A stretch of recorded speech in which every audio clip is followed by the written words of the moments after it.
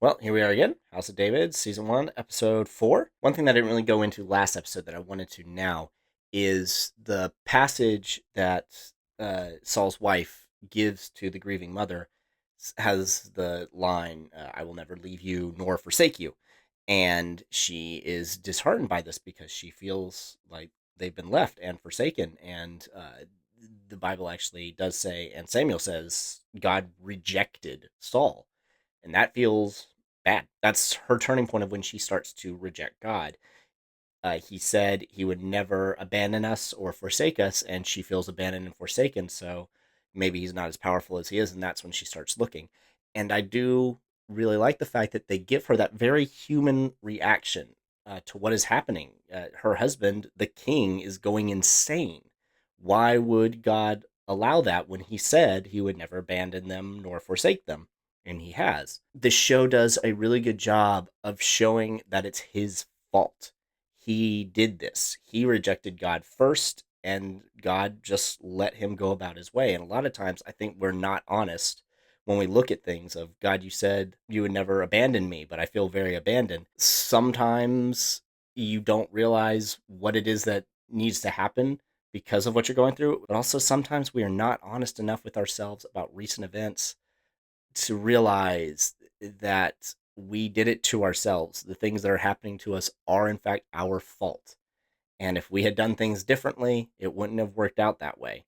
Sometimes God does actively put things in your way to turn you, to try to get you back to Him. And sometimes He just lets circumstances play out the way that they should because of what you did. And in this case, Saul disobeyed God, and they don't go into it too much, but it was the second time that he had done so. And so God gave him a second chance, and he didn't do what he was supposed to.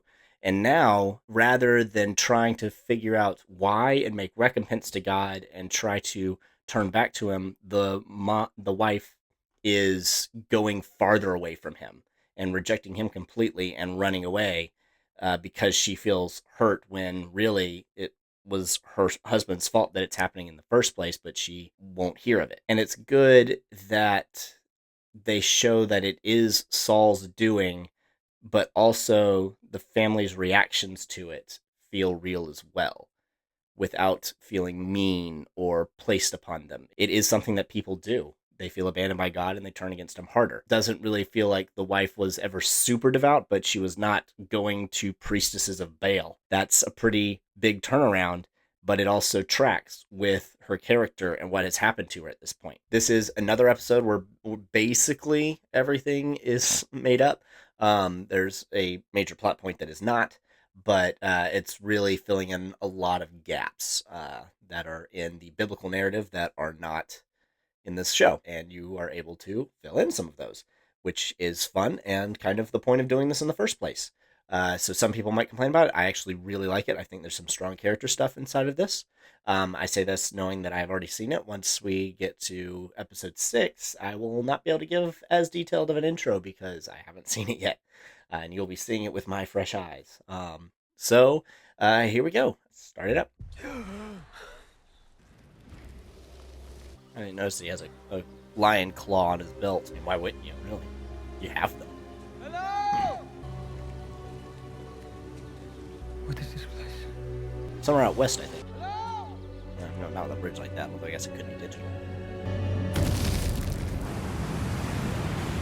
So I don't know what any of that meant. What did I see? I went somewhere. The Spirit, it rests on you now, as it did Abraham, Isaac, Jacob, and Moses before you. No, I don't understand. You do not need to understand something to feel its power. Israel already has a king. Perhaps you meant to pick... I did not pick you.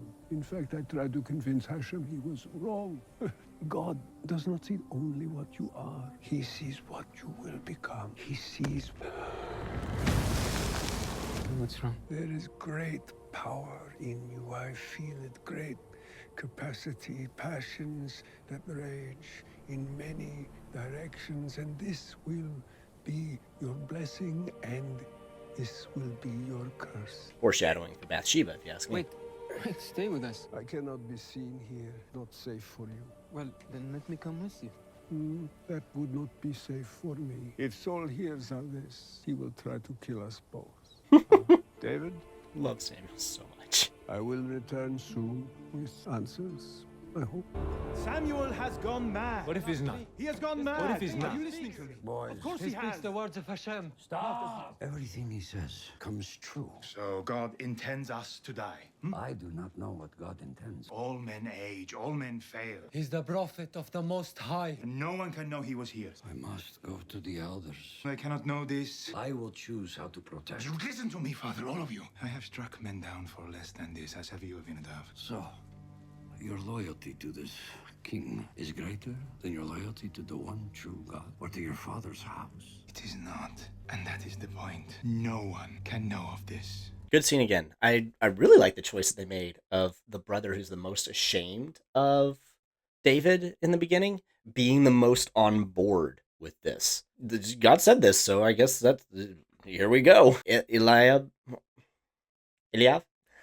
I'm trying. It makes sense that he would be against this because he knows the might of Saul, as Samuel said, is the most fearful of that might, the might of men, because he's seen war. It's something that can kind of come upon you.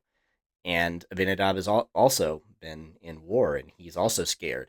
I like the arguments they make. I'm pretty sure that they land on not telling anybody, because I don't think that there is actually a point in the Bible where David tells anybody that Samuel anointed him. I don't think Samuel tells anybody that either. And this is what you want out of something like this, because the family would be terrified. There is a king, and a man of God just came and said, not anymore. This kid, your brother, is going to be the king.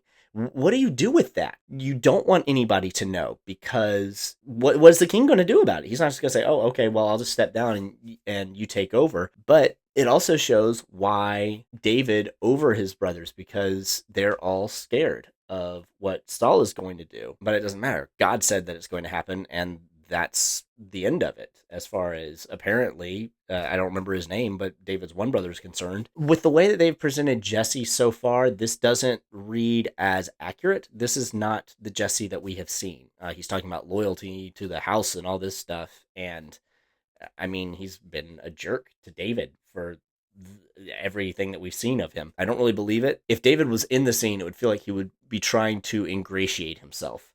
But David isn't in the scene, so I don't know who it is that this personality flip, as it's perceived, is happening for. So that's a weak point inside the scene, but the discussion, it's a good plot point. That is not in the biblical narrative, but it is in the biblical narrative because David was just told he's going to be king by, you could argue, the actual most powerful person in Israel at the time. And that leads to fear. Armor looks Who are you? anachronistic to me. What is this place? Hey, wake up.